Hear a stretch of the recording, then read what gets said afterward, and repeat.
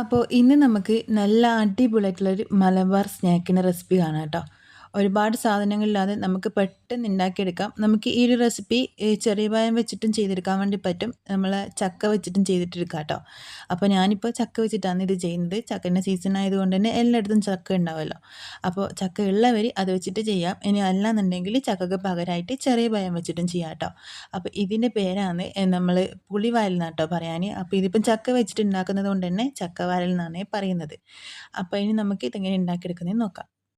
അപ്പോൾ ഇതാ ഈ ഒരു പലഹാരം ഉണ്ടാക്കിയെടുക്കാനായിട്ട് നമുക്ക് 1 കപ്പ് ചക്ക എടുക്കാം കേട്ടോ. അപ്പോൾ ഏകദേശം ഒരു 10, 25 ചക്കൻ്റെ ചുള ഉണ്ടാവും കേട്ടോ ഇത്.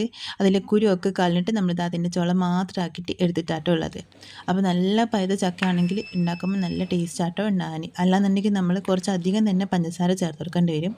അപ്പോൾ ഇതാ നമ്മളത് മിക്സിയുടെ ജാറിലേക്ക് അങ്ങ് മാറ്റി കൊടുക്കുന്നുണ്ട്. ഇനി വെള്ളം ഒന്നും ചേർക്കാൻ പാടില്ല. വെള്ളമൊന്നും ചേർക്കാതെ തന്നെ നന്നായിട്ടൊന്ന് അരച്ചെടുത്ത് നല്ല പേസ്റ്റ് ആക്കിയിട്ട് എടുക്കാം കേട്ടോ. അപ്പോൾ അരച്ചെടുത്തിട്ടുള്ള നമ്മൾ ചക്കന് ഇതാ നമ്മളൊരു പാത്രത്തിലേക്ക് മാറ്റി കൊടുത്തിട്ടുണ്ടേ. ഇനി നമുക്കിതിലേക്ക് 2 ഏലക്കായ ഒന്ന് ചെറുതായിട്ടൊന്ന് പൊടിച്ചിട്ട് ചേർക്കാം. ഇനി അല്ലാന്നുണ്ടെങ്കിൽ ഏലക്കായ പൊടി ഉണ്ടെങ്കിൽ നിങ്ങൾക്ക് ഏലക്കായ പൊടി ഒരു 1/4 ടീസ്പൂണോളം ചേർത്താലും മതി കേട്ടോ. അപ്പോൾ ഇതാ ഞാനിപ്പോൾ 2 ഏലക്കായാണ് ചേർത്തിട്ടുള്ളത്. ഇനി ഇതിലേക്ക് നമുക്ക് മധുരത്തിന് ആവശ്യമായിട്ടുള്ള പഞ്ചസാര ചേർത്ത് കൊടുക്കാം. നിങ്ങൾക്ക് ഒരുപാട് മധുരമൊക്കെ ഇഷ്ടമാണെന്നുണ്ടെങ്കിൽ ഏകദേശം ഒരു 3/4 കപ്പൊക്കെ ചേർത്ത് കൊടുക്കാം കേട്ടോ. 3 ടേബിൾ സ്പൂൺ ചേർത്ത് കൊടുക്കാം. ഇനി അല്ല അത്യാവശ്യം നമുക്ക് കഴിക്കാനുള്ളൊരു പാകത്തിനുള്ള മധുരം മതി എന്നുണ്ടെങ്കിൽ 2 ടേബിൾ സ്പൂൺ 1/2 കപ്പ് പഞ്ചസാര അത് മതിയാവേ. അതിലേക്ക് ഞാനിപ്പോൾ ഒരു 1/4 ടീസ്പൂണോളം ഉപ്പും കൂടിയും ചേർത്ത് കൊടുത്തിട്ടുണ്ട്. എന്നിട്ട് നമ്മൾ നന്നായിട്ട് ഇളക്കിയെടുക്കാം കേട്ടോ ചെയ്യുന്നത്. പഞ്ചസാര മെൽട്ടായിട്ട് വരുന്നവരെ നമുക്ക് ഇതുപോലെ ഇങ്ങനെ നന്നായിട്ട് ഇളക്കിയെടുക്കാം. പ്രത്യേക ഒരു കാര്യം ശ്രദ്ധിക്കുക, നമ്മളിതിലേക്ക് വെള്ളം ചേർക്കുന്നില്ല കേട്ടോ. അപ്പോൾ നന്നായിട്ട് ഇളക്കിയെടുത്തിട്ട് വരുന്ന സമയത്ത് കൊണ്ട് തന്നെ ഇത് നന്നായിട്ട് ഇതുപോലെ ഇങ്ങനെ ലൂസായിട്ട് കിട്ടിക്കോളും. അപ്പോൾ ഇപ്പോൾ നമ്മൾ നന്നായിട്ട് മിക്സ് ആക്കി എടുത്തിട്ടുണ്ട്. പഞ്ചസാരയൊക്കെ മെൽട്ടായിട്ട് വന്നിട്ടുണ്ട്. അപ്പോൾ ഈ ഒരു പാകത്തിനായതിനു ശേഷം നമ്മൾ അതിലേക്ക് 1 കപ്പ് ഗോതമ്പൊടി ചേർക്കുന്നുണ്ട്, 1/2 കപ്പ് മൈദ ചേർക്കുന്നുണ്ട്. അതിൻ്റെ കൂടെ തന്നെ നമുക്കൊരു 1/4 കപ്പോളം റവയും കൂടി ചേർത്ത് കൊടുക്കാം കേട്ടോ. റവ 1/4 കപ്പിൽ ഇത്തിരി കൂടിയാലും കുഴപ്പമൊന്നുമില്ല. റവ കൂടുന്നോറും അതിന് ടേസ്റ്റ് കൂടുക കേട്ടോ ചെയ്യാൻ. എന്നാൽ ഒരുപാട് ചേർക്കേണ്ട. 1/2 കപ്പ് 1/4 കപ്പ് അതിൻ്റെ നടുവിലായിട്ട് ചേർത്താൽ മതി കേട്ടോ. അപ്പോൾ നല്ല ക്രിസ്പി ആയിട്ടും കിട്ടിക്കോളും. അപ്പോൾ നമ്മളിതാ ഇതും കൂടി ചേർത്തിട്ട് നന്നായിട്ട് ഇളക്കിയെടുക്കാട്ടോ ചെയ്യുന്നത്. നന്നായിട്ട് ഇളക്കിയെടുക്കാം, വെള്ളം ചേർക്കാനേ പാടില്ല. നമുക്കിത് കുറച്ച് ടൈറ്റായിട്ടുള്ള മാവായിട്ടാട്ടോ റെഡിയാക്കി എടുക്കേണ്ടത്. നമ്മൾ സാധാരണ പഴമൊക്കെ പൊരിക്കുന്നതിലും കുറച്ചുകൂടി ഒന്ന് ടൈറ്റായിട്ട് വേണം ഇത് റെഡിയാക്കിയിട്ട് എടുക്കാൻ വേണ്ടിയിട്ട്. നമ്മൾ സ്പൂൺ വെച്ചിട്ട് ഇതിങ്ങനെ കോരിയിടുന്ന സമയത്ത് ഇതുപോലെ ഇങ്ങനെ വീഴണം, ലൂസായി പോകാൻ പാടില്ല കേട്ടോ.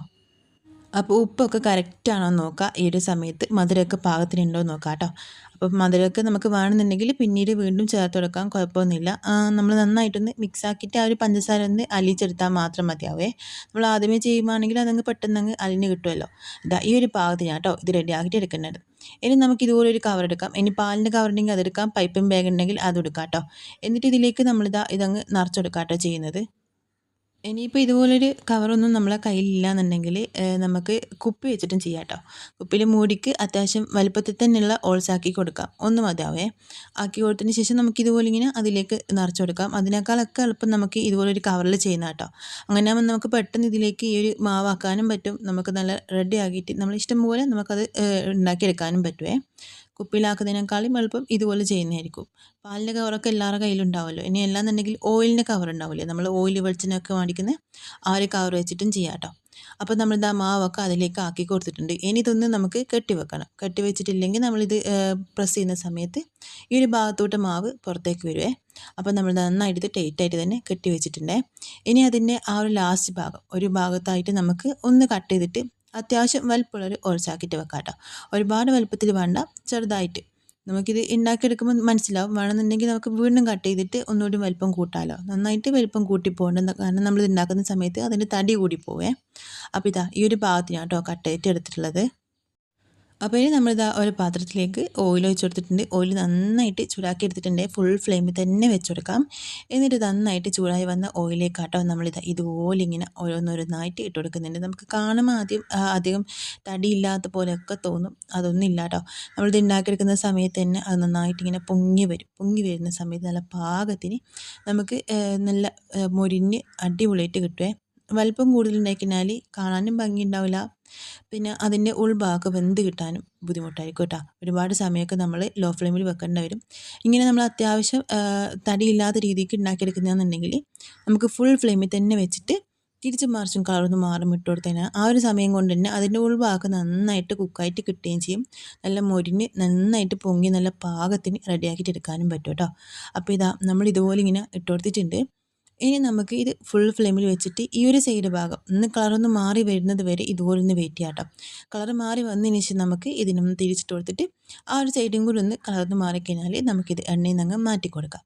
അപ്പോൾ ഇതൊന്ന് കളർ മാറി വരുന്നവരെ വെയിറ്റ് ചെയ്യാം. ഫുൾ ഫ്ലെയിമിൽ തന്നെ വെക്കാം കേട്ടോ. ലോ ഫ്ലെയിമിലൊന്നും വെക്കേണ്ട ആവശ്യമില്ല. ഫുൾ ഫ്ലെയിമിൽ തന്നെ വെച്ചിട്ട് നന്നായിട്ടൊന്ന് കളറൊന്ന് മാറ്റിയെടുക്കാം കേട്ടോ. അപ്പോൾ ഇതാ ഒരു ഭാഗം നന്നായിട്ട് കളറൊക്കെ ഇതാ നന്നായിട്ട് കളർ മാറി വന്നിട്ടുണ്ട്. ഈ ഒരു സൈഡ് കേട്ടോ നമുക്ക് കളർ മാറാൻ വേണ്ടി കുറച്ച് സമയമെങ്കിലും വെയിറ്റ് ചെയ്യേണ്ടി വരാൻ. ആ ഒരു അപ്പുറത്തെ ഭാഗം എന്ന് പറഞ്ഞാൽ പെട്ടെന്ന് കളർ മാറും. നമ്മളിങ്ങനെ തിരിച്ചിട്ടിട്ട് നമ്മളൊന്ന് അപ്പുറം തിരിഞ്ഞൊന്ന് ഇപ്പുറം നോക്കുന്നപ്പോഴത്തേക്കെന്ന് പറയുന്ന പോലെ തന്നെ നന്നായിട്ട് കളറൊന്ന് മാറി കിട്ടിക്കോളും. ഒരുപാട് സമയമൊന്നും പിടിക്കൊന്നുമില്ല. അതുകൊണ്ട് തന്നെ അടുത്തൊന്നും മാറണ്ട. ഈ ഒരു കളർ ആയിക്കഴിഞ്ഞാൽ തന്നെ പെട്ടെന്ന് അതിൻ്റെ കളറങ്ങ് മാറും. പിന്നെ കരിഞ്ഞു പോകട്ടോ, ടേസ്റ്റ് ആകെ അങ്ങ് മാറിപ്പോവും. അപ്പോൾ ഇതാ ഇതുപോലൊന്ന് ആയിക്കഴിഞ്ഞാൽ തന്നെ നമുക്ക് ഒന്ന് ഒരു 10-20 സെക്കൻഡ് കൊണ്ട് തന്നെ അപ്പുറത്തെ സൈഡ് നന്നായിട്ട് കളറൊക്കെ മാറി നന്നായിട്ട് കുക്കായിട്ട് കിട്ടുകയും ചെയ്യും കേട്ടോ. അപ്പോൾ ഇതാ നമുക്കൊന്ന് വെയിറ്റ് ചെയ്യാം. കുറച്ച് സമയം മാത്രം മതിയാവേ, ഒരുപാട് സമയമൊന്നും വെക്കേണ്ടിയില്ല. എന്ന് വെച്ചാൽ കരിഞ്ഞ് കഴിഞ്ഞാൽ അതിൻ്റെ ടേസ്റ്റ് ആകെ അങ്ങ് മാറിപ്പോവും. അപ്പോൾ ഇതാ സംഭവം നല്ല സെറ്റായിട്ട് വന്നിട്ടുണ്ട്, നന്നായിട്ട് പൊങ്ങി വന്നിട്ടുണ്ട്. ആ ഒരു നമ്മൾ റവയൊക്കെ ചേർത്തത് കൊണ്ട് തന്നെ നല്ല മുരിഞ്ഞ് കിട്ടിയിട്ടുണ്ട് കേട്ടോ. നല്ല ടേസ്റ്റ് ആട്ടോ കഴിക്കുമ്പോൾ ഉണ്ടാകുന്ന റവ ചേർത്ത് കഴിഞ്ഞാൽ. അപ്പോൾ ഇനി നമുക്കിത് എണ്ണയിൽ നിന്ന് അങ്ങ് മാറ്റി കൊടുത്തിട്ട് ബാക്കിയുള്ളതും ഇതുപോലെ തന്നെ അങ്ങ് ഉണ്ടാക്കിയിട്ടെടുക്കാം കേട്ടോ. അപ്പോൾ ഇതൊരു പഴയകാല പലഹാരം കേട്ടോ. ചക്ക വെച്ചിട്ടാണെങ്കിലും ചെറിയ പഴം വെച്ചിട്ടാണെങ്കിലും പണ്ട് തൊട്ടേ ഉണ്ടാക്കിയെടുക്കുന്ന നല്ല അടിപൊളി ഒരു പലഹാരത്തിൻ്റെ റെസിപ്പിയാണ്. ചെറിയ പഴം വെച്ചിട്ട് ചെയ്യുമ്പോൾ നല്ല ടേസ്റ്റ് തന്നെ കേട്ടോ ഉണ്ടാകാൻ.